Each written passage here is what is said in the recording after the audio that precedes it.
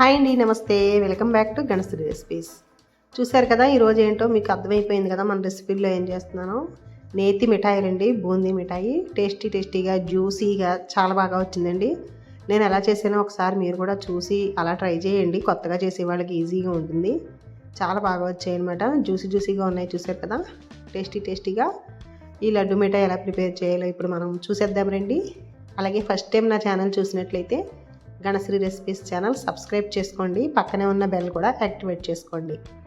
ఈ సంక్రాంతికి అయితే టేస్టీగా ఇలాగా లడ్డు మిఠాయి చేసుకోండి. బూందీ మిఠాయి అంటారు కదా, చాలా టేస్ట్గా ఉందండి. ఎటువంటి రంగులు అవి కూడా వేయకుండా నేను న్యాచురల్గా చేశాను. ఎలా తయారు చేశాను ఇప్పుడు చూసేద్దాం రండి.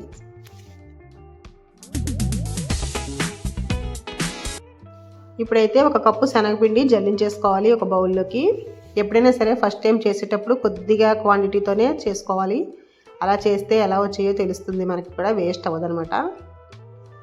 ఇందులోకి కొద్దిగా అంటే చాలా తక్కువ సాల్టు, అలాగే కొంచెం కుకింగ్ సోడా, వంట సోడా ఉంటుంది కదా, అది కూడా వేసాను. చిటికెడు కంటే తక్కువ మాట వేసి ఒకసారి కలిపేసాను.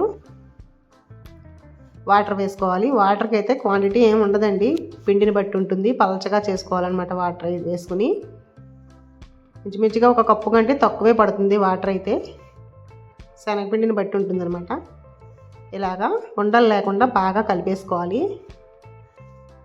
లడ్డు మిఠాయి చేస్తే చాలా లేట్ అవుతుంది, ఎక్కువ టైం పడుతుంది అనుకుంటారు. ఇలా కొద్దిగా చేసుకొని చూడండి. ఒక కప్పు 2 కప్పులు పిండి అయితే ఎక్కువసేపు ఏం పట్టదు, చాలా చిటికలో చేసుకోవచ్చు.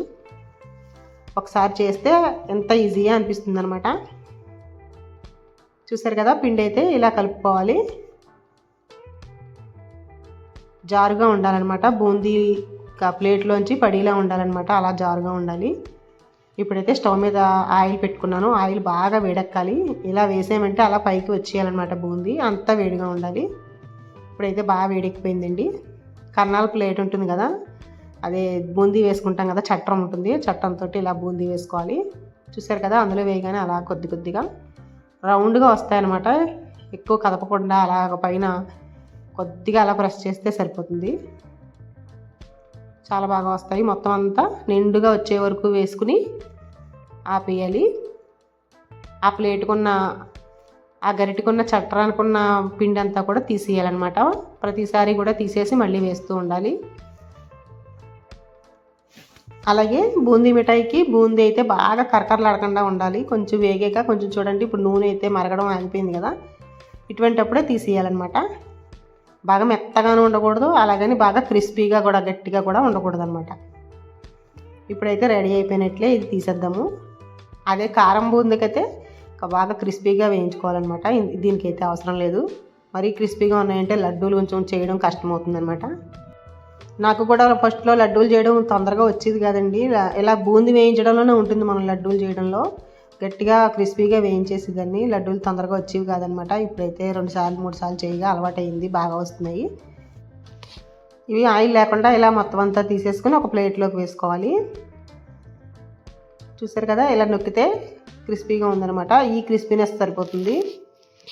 ఇలాగే మిగిలినవన్నీ కూడా వేసుకోవాలి.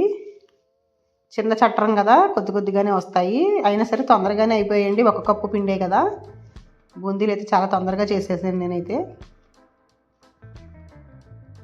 ప్రతిసారి కూడా స్టవ్ వేడిగా, అదే ఆయిల్ వేడిగా ఉండాలండి. వేడిగా ఉన్నప్పుడు వేసుకుంటేనే ఇలా రౌండ్గా వస్తాయి, తొందరగా వేగుతాయి అన్నమాట.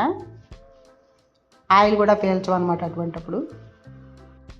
ఇలా ముందుగా బూందీ ప్రిపేర్ చేసుకుని ఒక ప్లేట్లోకి తీసుకోవాలి.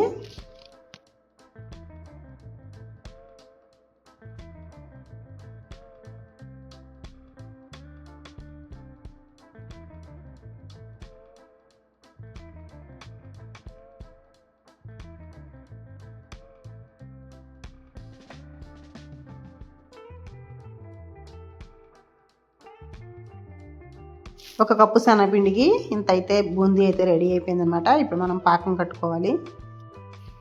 చిన్న మిక్సీ జార్ తీసుకుని కొంచెం బూందీ అందులో వేసేసి కొంచెం మెత్తగా, అంటే కొంచెం పొడిలాడుతూ మెత్తగా ఉండేలాగా మిక్సీ పట్టుకుని ఇందులో కలుపుకోవాలన్నమాట. లడ్డూలు చేయడానికి ఈజీగా ఉంటుంది తర్వాత మనకి. పాకంలో వేసిన తర్వాత కూడా మిక్సీలో వేసుకోవచ్చు. నేనైతే ముందుగానే వేస్తున్నాను. ఇలా రెడీ చేసి పక్కన పెట్టుకోవాలి. ఇప్పుడు స్టవ్ మీద కడాయి పెట్టుకుని 1 కప్పున్నర వరకు పంచదార వేసుకోవాలి. ఒక ఒక కప్పు శనగపిండి వేసాను కదా, నేను కప్పున్నర పంచదార వేసాను. తీపి కొంచెం తక్కువ కావాలి అనిపిస్తే కప్పుడు పంచదార వేసుకోండి, నేనైతే కప్పున్నర వేసాను. అలాగే ఒక అరకప్పు నీళ్లు పోసి కలిపేసాను అనమాట. పంచదార పలుకులు పెద్దవిగా ఉన్నాయి, ఇవి కరగడానికి కొంచెం టైం పడుతుంది. స్టవ్ లో ఫ్లేమ్లో పెట్టుకుని కరిగించుకోవాలి. ఒకేసారి పంచదార కరిగే వరకు హై ఫ్లేమ్లో పెట్టకూడదు, ఎందుకంటే అప్పుడు పంచదార అంతా ఉండిపోయి పాకం అయిపోతుంది, కింద పంచదార కింద ఉండిపోతుంది అనమాట, పాకం సరిగ్గా రాదు. అలా కాకుండా స్టవ్ లో ఫ్లేమ్లో పెట్టుకుని ముందు పంచదార అంతా కరిగిన తర్వాత అప్పుడు మనం మార్చుకోవాలన్నమాట. ఇలా కలుపుతూ ఉండాలి. పంచదార అయితే కరిగిపోయింది, కొంచెం లైట్గా జిగురు కూడా వచ్చింది, తీగ పాకం కింద వచ్చింది అనమాట. చూడండి, నేను చూపిస్తున్నాను. ఎక్కువ పాకం కూడా రానవసరం లేదు, ఇలాగా మనం చేతితోటంటే అలా దారంలా నిలబడితే సరిపోతుంది అనమాట. రెడీ అయిపోయినట్లేనండి. ఇప్పుడు స్టవ్ లో ఫ్లేమ్లో పెట్టేసుకుని ఇందులోకి కొద్దిగా జీడిపప్పు కిస్మిస్ వేసుకోవాలి. అలాగే నిమ్మ చెక్క వేస్తున్నానండి, చిన్నది నిమ్మరసం, ఎందుకంటే పంచదార బాగా గడ్డలా అయిపోకుండా ఉంటుంది అనమాట, క్రిస్టల్ అవ్వకుండా ఉంటుంది. అందుకని కొంచెం నిమ్మరసం వేసుకోవాలి. ఇలా కలిపేసిన తర్వాత ఇందులోకి డ్రై ఫ్రూట్స్ వేసుకున్నాను. కొద్దిగా జీడిపప్పు కిస్మిస్ వేసాను. నెయ్యిలో వేయించి కూడా వేసుకోవచ్చు, పచ్చివి కూడా వేసుకోవచ్చు, ఎలా అయినా సరే బాగానే ఉంటాయి. అలాగే కొంచెం ఒక 1/4 టీ స్పూన్ వరకు ఇలాచీ పొడి వేసాను. ఇలా మొత్తం అంతా ఒకసారి కలిపేసి బూందీ అయితే వేసేస్తాను ఇందులోకి. రెడీ చేసుకున్నాం కదా, బూందీ వేసేసుకోవడమే. ఇవన్నీ కలిపే వరకు స్టవ్ ఆన్లోనే ఉంచుకోవచ్చండి, స్టవ్ లో ఫ్లేమ్లో పెట్టి ఉంచుకోవాలి, ఎందుకంటే ఈ వేడిగా ఉన్నప్పుడే ఈ పాకం అంతా కూడా బూందీ పీల్చుకుంటుంది అనమాట. మనం మిక్సీ చేసాం కదా, అది కూడా వేసేస్తాను. ఇదంతా వేసేసి ఒకసారి కలిపేసుకున్న తర్వాత కొద్దిగా నెయ్యి కూడా వేసుకోవాలి. 1 స్పూన్ నెయ్యి అయితే సరిపోతుంది, ఆ వేడి మీద కరిగిపోతుందండి, అందుకే గట్టి నెయ్యి వేసేసుకోవచ్చు. ఇప్పుడు మనం స్టవ్ ఆఫ్ చేసేసుకోవచ్చు అనమాట. ఈసారి ఇలా కలిపేసి స్టవ్ ఆఫ్ చేసేసుకుని కొంచెం చల్లారిన తర్వాత అప్పుడు మనం లడ్డూల్లా చేసుకోవాలి. ఈ పలచగా ఉన్న పాకం అంతా బూందీ పీల్చేస్తుంది అనమాట. కొంచెం చల్లారిన తర్వాత కొంచెం దగ్గరగా అయిపోతుంది, అప్పుడు మనం లడ్డూలో చేసుకోవచ్చు. ఇంత వేడి వేడి మీద చేయలేం కదా. ఒకవేళ మీకు ఇలా చేసినప్పుడు కూడా లడ్డూలు ఇంకా రాకపోతే దాన్ని మనం మళ్ళీ మిక్సీ జార్లో ఇంకొంచెం పౌడర్ చేసుకుని వేసుకోవచ్చండి, అలా కూడా వస్తాయి.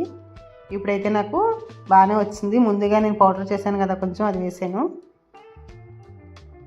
ఇప్పుడైతే లడ్డూలు చుట్టేస్తున్నాను. కొంచెం వేడిగానే ఉందండి, మరీ ఎక్కువ వేడేం కాదు, మనం పట్టుకోగలిగినంత వేడి ఉంది. లడ్డూలు మనకు కావాల్సిన సైజులో చేసుకోవడమే, అంతేనండి. బూందీ మిఠాయి అయితే రెడీ అయిపోయింది, చూసారా.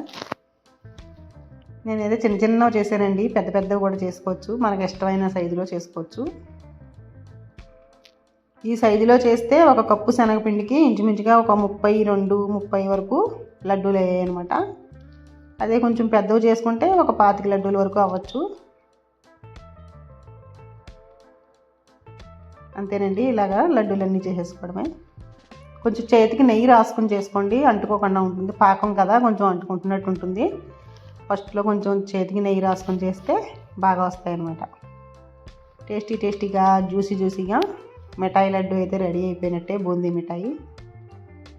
ఇందులో నేను ఏ విధమైన కలర్స్ కానీ ఏమీ వేయలేదండి, మనకు కావాలంటే వేసుకోవచ్చు. ఇందులో ఫుడ్ కలర్ ఉంటాయి కదా, అవి వేసుకోవచ్చు, లేదంటే కొంచెం పసుపు కూడా వేయచ్చు. నేను ఏమీ వేయలేదు, ఇలా కూడా చాలా బాగున్నాయి. ఈ పండగకి అయితే నేను ఇలా బూందీ మిఠాయి రెడీ చేశాను అనమాట. ఒకసారి మీకు ఈజీగా అనిపిస్తే మీరు కూడా ఇలా ట్రై చేసేయండి. చూడండి ఎంత బాగా వచ్చిందో, మొన్నడు కూడా చాలా బాగున్నాయి అనమాట. వీడియో నచ్చితే లైక్ చేయండి, అలాగే మీ ఫ్రెండ్స్కి రిలేటివ్స్కి షేర్ చేయండి. ఇంకా మరిన్ని మంచి రెసిపీస్ కోసం గణశ్రీ రెసిపీస్ ఛానల్ ఒకసారి సబ్స్క్రైబ్ చేసుకుని చూడండి. ఇంకా పిండి వంటలు రెసిపీస్ చాలా ఉన్నాయి, మీకు నచ్చితే కనుక ఫాలో అయిపోండి. Thank you for watching.